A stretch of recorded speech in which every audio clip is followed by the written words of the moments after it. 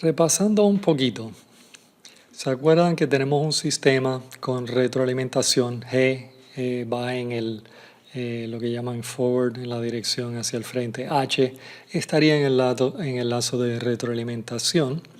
Y entonces, muchas veces H para nuestro sistema, si es Unity Feedback, sería 1. La función de transferencia del sistema de lazo cerrado sabemos cuál es, ¿verdad? G entre 1 más G por H. Ahora, de nuevo, la estabilidad depende de los polos del sistema de lazo cerrado, ¿verdad? Los polos de TS. Los ceros del denominador son los polos de T, o sea que son los ceros de lo que hemos llamado Fs, las que determinan la estabilidad. Ahora Fs, ¿verdad? Es 1 más G por H. Si nosotros escribimos G por H así, donde hay M ceros y N polos en la multiplicación de G por H, tendríamos esta ecuación aquí. Ahora, cuando unimos todo entre un mismo denominador, pues el numerador, esto es lo que va a determinar los ceros y esto es lo que va a determinar la estabilidad del sistema. Y estos son los polos de f de s. Que notamos que los polos de Fs son los polos de G por H. Y en la mayoría de los casos esto lo tenemos. Lo que no tenemos son los ceros de f de s, ¿verdad? Esta ecuación aquí.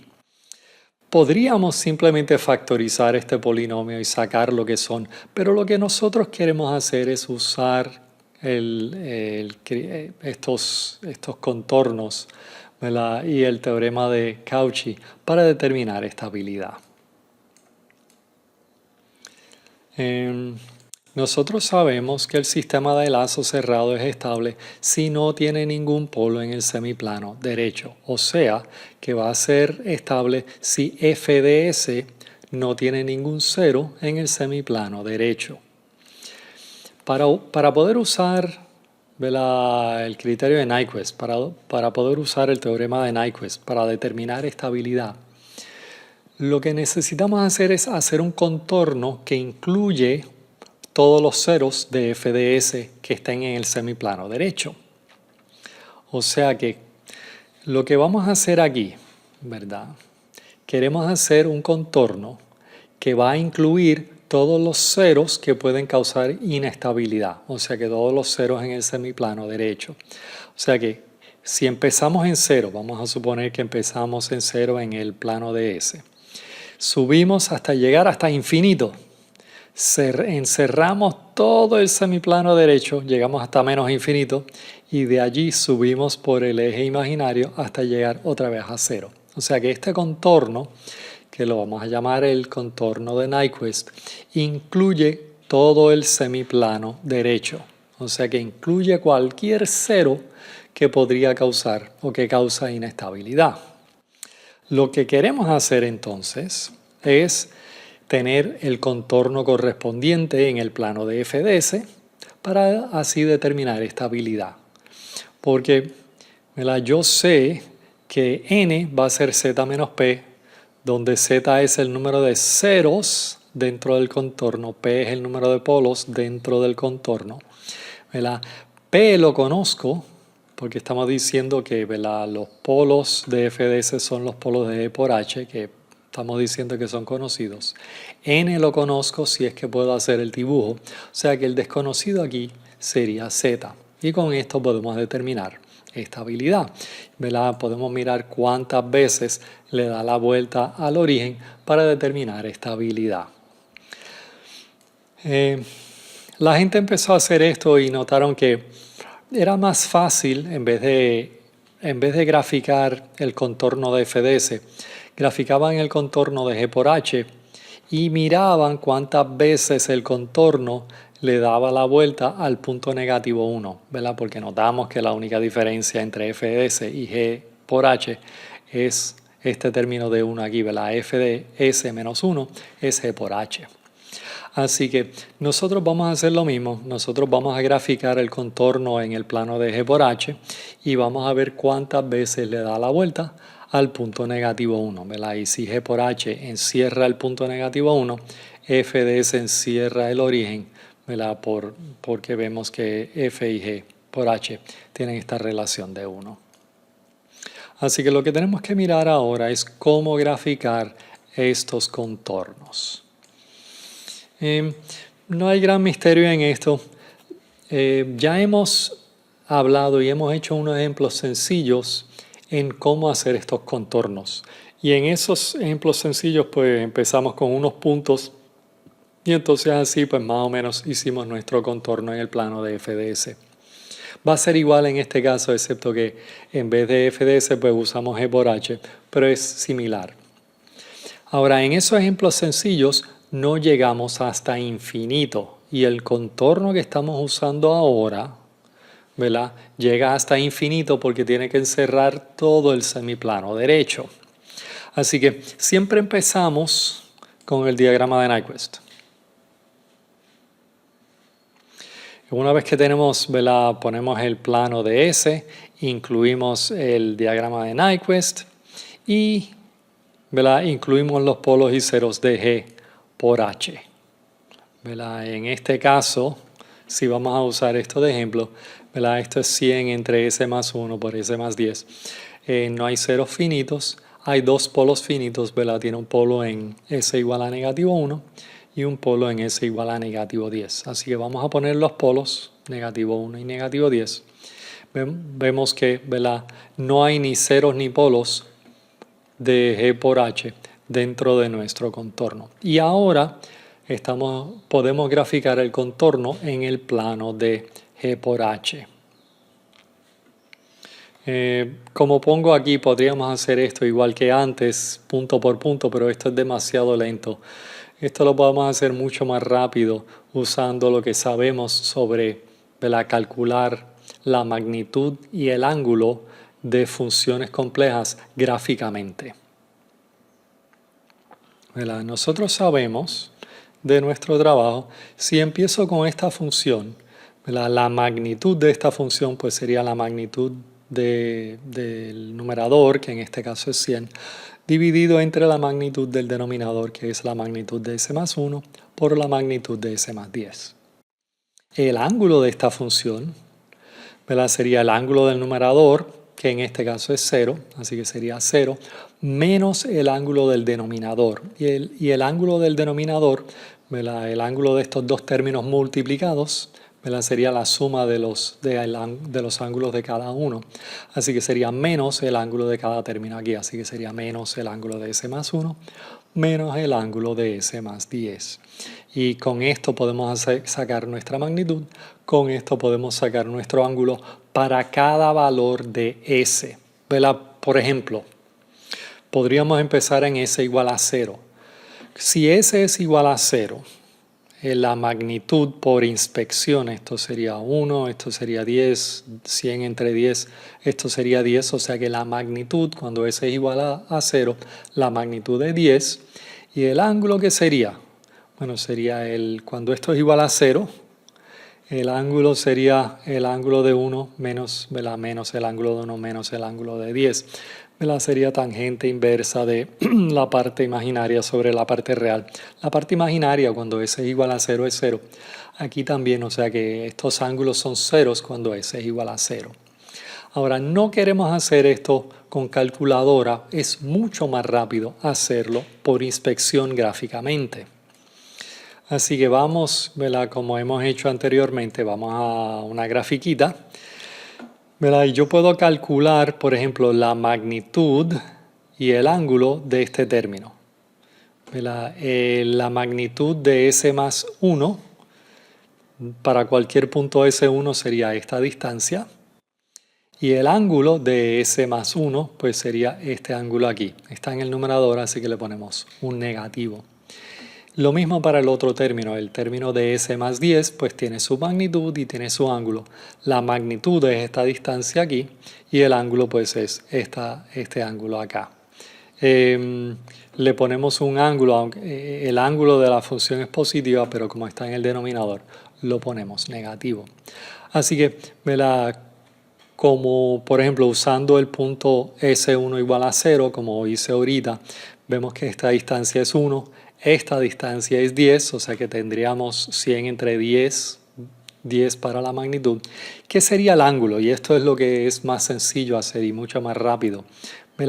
Cuando S1 es 0, este ángulo por inspección es 0. Este ángulo también es 0. O sea que el ángulo de nuestra función sería 0 si S es igual a 0. Ahora vamos a hacer esto en general. ¿Cómo vamos a empezar aquí? Nosotros sabemos que cuando S1 es igual a 0, pues vamos a empezar en este punto, ¿verdad? Igual a 10. O sea que este punto S1, ¿verdad?, corresponde a este punto 10 en el plano de G por H. Ahora, ¿qué pasa mientras vamos subiendo? En el punto S2, ¿dónde estaríamos? Bueno, los ángulos, ¿verdad?, estarían así en la gráfica, pero si S2 tiende hacia infinito, vemos que estos dos ángulos aquí tienden a 90 grados. ¿Verdad? Mientras más aumenta S2, más grande este ángulo, hasta en el límite, cuando S2 tiende a infinito, ¿verdad?, el ángulo aquí sería 90 y el ángulo aquí también sería 90. Así que el ángulo de mi función, ¿verdad?,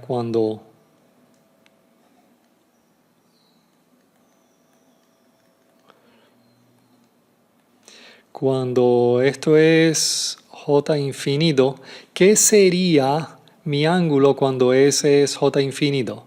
Pues habría una contribución de 90 grados de cada uno de mis términos. Como están en el denominador, sería menos 90 y menos 90, así que sería menos 180 grados. O sea que cuando este término está en infinito, la magnitud, ¿qué sería? Bueno, el ángulo sería menos J 180. ¿Qué sería la magnitud? Pues sería 100 dividido entre esta magnitud. Ahora, este largo es esta magnitud. Y si S2 tiende hasta infinito, este largo va a ser infinito. Este largo también va a ser infinito, o sea que sería 100 entre infinito por infinito. Lo entran a la calculadora, infinito por infinito les da infinito. Y 100 entre infinito les da 0. O sea que el punto S2 corresponde al origen. O sea que vamos a ir desde 10 hasta el origen, ¿verdad? Este punto S1 corresponde a 10. Este punto S2 en infinito corresponde al origen. Pero ¿cómo nos movemos del punto 10 al origen mientras esto va subiendo? Bueno, vemos que la magnitud va a ir siempre creciendo, ¿verdad? El largo, este largo aquí, ¿verdad?, la distancia de este punto a cualquier punto en el eje J omega, mientras esto va aumentando, esta distancia sigue aumentando. Lo mismo para el otro caso. O sea que el denominador siempre va a ir aumentando, lo que quiere decir que la magnitud decae monotónicamente. No es que sube y baja. Va desde 10 hasta 0 y baja monotónicamente. ¿Qué le pasa al ángulo? Pues vimos que el ángulo empieza en 0 y termina en negativo 180. Y de nuevo, ¿qué pasa con los ángulos? Pues los ángulos aumentan, ¿verdad? Este ángulo va desde 0 hasta 90, este ángulo también va de 0 a 90 sin cambiar. O sea que, ¿qué pasa acá? Pues el ángulo va desde 0 hasta negativo 180, mientras la magnitud va de 10 hasta 0. La cosa es cómo graficarlo. Bueno, empezamos aquí. Voy a ponerlo en rojo. Empezamos aquí Y mientras el ángulo decae, ¿verdad? Mientras el ángulo va desde 0 hasta menos 180, la magnitud, que es la distancia del origen hasta nuestro contorno, se va a ir acercando, acercando, acercando. O sea que el punto empieza en 10, se va acercando, acercando, acercando al origen, pero mientras a la misma vez va cambiando el ángulo. Así que mientras el ángulo va cambiando desde 0 hasta 180, y claro, estos 180 quiere decir que se aproxima al origen en el límite en el punto menos 180 grados. Ahora, esto sigue en infinito. Y mientras ese siga en infinito, la magnitud sigue en 0. Ahora, el punto aquí abajo, vamos a decir que este punto es S3. ¿Qué sería el punto S3 aquí? Bueno, el ángulo en ese caso es 0 porque el ángulo de aquí hasta acá es 0, el ángulo de aquí a acá también es 0, pero la magnitud es infinito. O sea que esto va desde menos 180 grados hasta 0, pero no cambia la magnitud, seguimos en el origen. Lo que ha cambiado es el ángulo nada más. Cuando vamos de S3 hasta este punto aquí abajo, y vamos a llamar a este punto aquí abajo S4, ahora, ¿qué pasaría allí? Pues S3 y S4, la verdad es que hay una simetría. Y esta simetría siempre la vamos a ver en nuestros sistemas. Nosotros lo vamos a ver porque los polos y los ceros o aparecen en el eje real, o si aparece un polo o un cero en el plano complejo, hay uno correspondiente. O sea que lo que ocurre para el punto S2 va a ocurrir lo mismo para el punto S4, excepto que va a ser un cambio de fase. En este caso, un cambio de fase de 180 grados. Así que el ángulo, ¿verdad? Acá sería el mismo ángulo que S2. ¿Verdad? El ángulo acá y el ángulo acá van a ser iguales, excepto que este ángulo es negativo. Así que el ángulo, cuando estamos en menos j infinito, o tal vez debería poner la de S3, pero vamos a poner S4 menos j infinito, estaríamos en 180 grados. Así que estamos en 180 grados, pero la magnitud sigue estando en 0, ¿verdad? Este largo sigue siendo infinito, así que la magnitud sigue siendo 0. ¿Qué pasa cuando vamos desde S4 otra vez hasta S1? Pues las magnitudes van decreciendo, o sea que el denominador va decreciendo, o sea que esto va aumentando. ¿Dónde llega? Llega otra vez al punto 10. Mientras el ángulo, ¿verdad? Este ángulo va a ir desde menos 90 grados hasta 0. Este ángulo también va a ir desde menos 90 grados hasta 0. O sea que como está en el denominador, ambos van a ir desde menos 90 hasta 0, pero de nuevo, como son negativos, el ángulo iría desde 180 hasta 0, mientras la magnitud va aumentando. O sea que vamos a empezar aquí en el origen como antes. Mientras la magnitud aumenta, el ángulo va a ir desde menos 180 otra vez a 0. La verdad es que una vez que nosotros hacemos una mitad de esta gráfica, la otra mitad sale de gratis, ¿verdad? Por la simetría de los polos y ceros en el plano de S. O sea que en general dibujamos la mitad y la otra mitad sale de gratis. Así que esto sería la gráfica del contorno en el plano de G por H. ¿Verdad? Esto sería algo así. Hay un problema de asignación, el 10.5, que tiene que ver con esto de hacer dibujos en el plano de G por H.